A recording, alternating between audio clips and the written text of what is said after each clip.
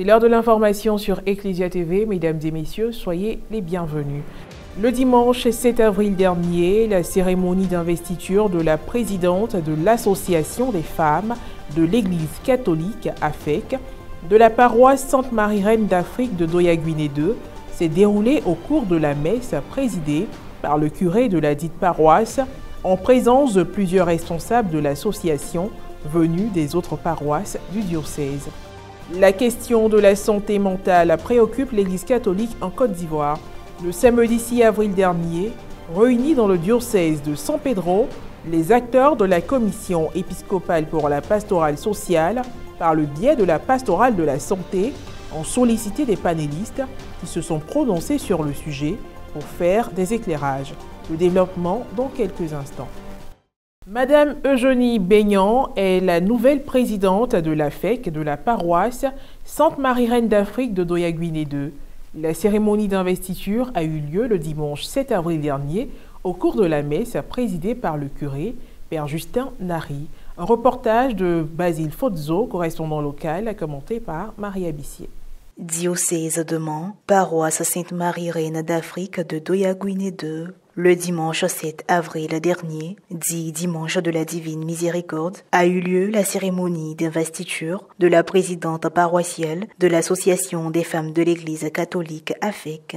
C'était au cours d'une messe présidée par le Père Justin Nari, curé de la dite paroisse.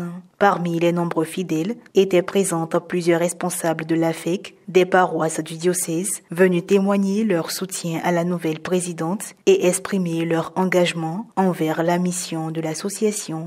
Dans son homélie, le curé a souligné les merveilles de Dieu qui associe l'homme dans son projet de salut pour l'humanité. Il a poursuivi ses propos en présentant la miséricorde divine comme étant la manifestation de l'amour de Dieu face à la misère de l'humanité. Cette célébration solennelle était à la fois très émouvante et pleine de symboles. Après sa présentation à la communauté paroissiale de Sainte-Marie-Reine d'Afrique, la présidente a fait sa promesse devant toute l'assemblée. Elle s'est agenouillée devant le prêtre, la main sur le lectionnaire et entourée de ses sœurs de l'association, Madame Eugénie Beignan s'est engagée envers Dieu et sa mission au sein de l'AFEC. Par la suite, le célébrant lui a remis des éléments déterminants pour sa mission, symbolisant la confiance et la responsabilité. Cette cérémonie marque aussi le renouvellement de l'engagement et un nouveau départ pour l'association.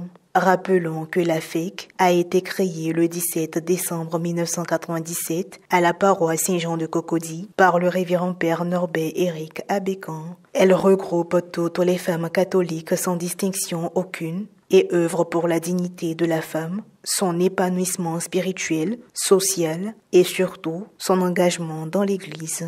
Je tiens à dire merci à l'évêque, dire merci à mon curé. Les femmes de Sainte-Marie m'ont choisi pour être leur présidente. Quand j'ai accepté d'être présidente, j'avais peur même d'abord.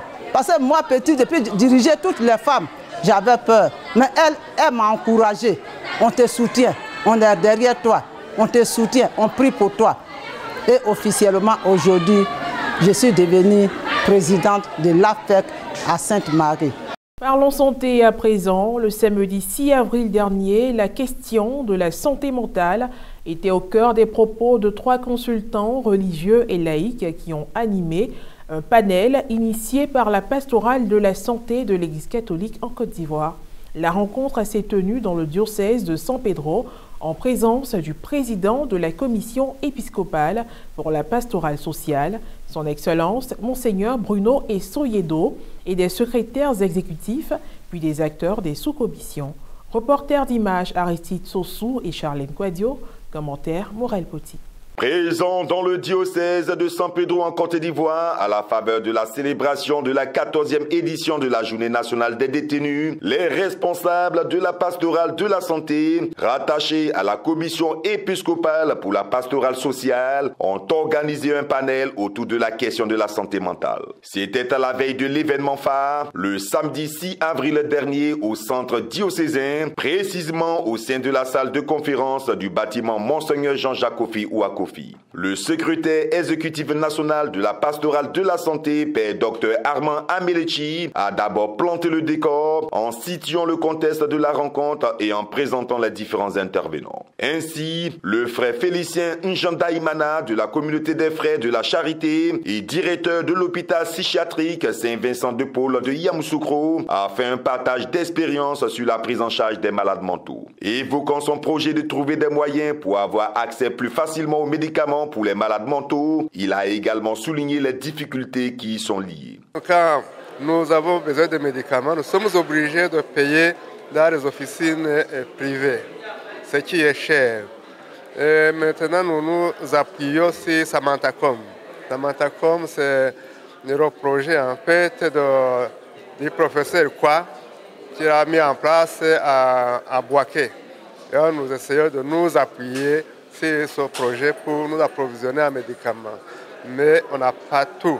La seconde intervenante a été Marie-Delphine Koné, bergère provinciale de la communauté catholique Notre-Dame du Bon-Berger, qui œuvre dans la pastorale des malades mentaux en organisant en Noël une caravane alimentaire et vestimentaire dans la ville d'Abidjan. Il y en a qui sortent carrément de notre environnement, ils se retirent quelque part parce que peut-être quelque chose s'est passé qui a permis qu'ils se sont retirés. Mais ces derniers-là, il y en a qui nous reconnaissent, puisque c'est depuis 2020, nous faisons la caravane. Vers le Bima, il y a un qui est quelque part là-bas. Lui, quand il nous voit tout de suite, il dit, mes amis, je savais que vous allez venir. Nous les habillons. On dit, c'est les habits de fête que Jésus, qui vient de naître, nous a demandé de t'apporter. La question du logement des personnes atteintes d'handicap mental est aussi une priorité. Un centre d'accueil, c'est déjà l'idéal. Et les moyens également pour ce centre d'accueil-là, de subvenir aux besoins de ces malades-là. Nous faisons dans les soins pour ces malades, nous avons besoin d'être associés aux acteurs de la santé également. Nous en appelons à l'État de Côte d'Ivoire pour nous soutenir dans cet élan-là. La dernière communication a été celle du professeur Meda Assemankoua, directeur coordinateur du programme national de la santé mentale. Il a fait son développement en s'appuyant sur 3 axes majeurs: la promotion de la santé mentale, la prévention en santé mentale et les soins curatifs en santé mentale. Que retenir du sujet? La santé mentale, c'est d'abord une affaire de santé. C'est la santé des émotions, la santé des pensées. C'est la santé du corps et des comportements qui permet à l'individu de pouvoir réaliser les actes quotidiens de la vie, surmonter les défis de la vie et participer à la vie en société. Et cette santé mentale nécessite une préservation par de bonnes attitudes de vie, bien dormir. C'est un élément important pour préserver sa santé mentale.